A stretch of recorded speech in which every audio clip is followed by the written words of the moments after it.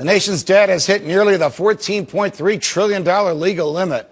But somehow Treasury Secretary Tim Geithner says he's found the money to operate the government until August.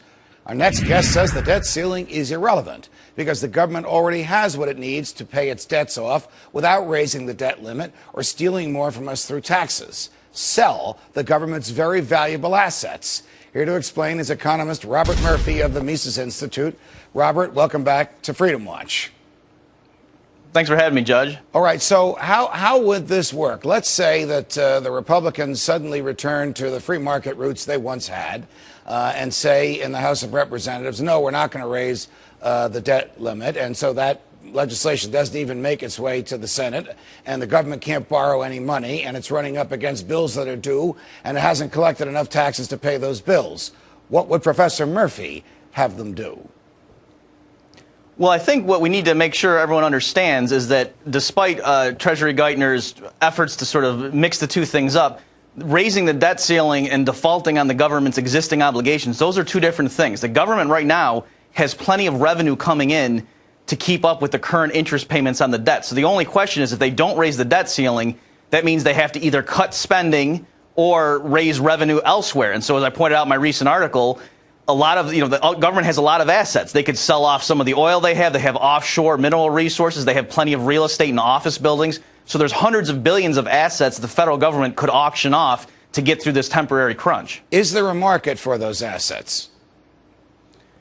Well, there's definitely a market for the oil in the Strategic Petroleum Reserve, the oil in the Outer Continental Shelf, or in ANWR. I mean, there's plenty of private companies who are begging the government, just give us the regulatory relief, give us the permits and so forth to let us develop these American resources and bring down oil prices. So clearly, there's demand for those. And then a lot of the real estate, it's true, some of it, might be desert land and so might not have that high market value, but plenty of the land the government owns, I think private buyers would want to snatch up. If the government reaches its debt limit, $14.3 trillion, which apparently it's going to reach in about a week, and then they'll do some bookkeeping shenanigans to give themselves the power to borrow a little bit more.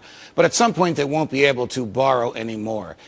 Can you analogize this to somebody with a credit card going to the grocery store who cuts a deal with the grocer? Well, sure, yeah. So what Geithner's going to do, and you're right, the actual debt limit is going to be hit by their estimates by mid-May.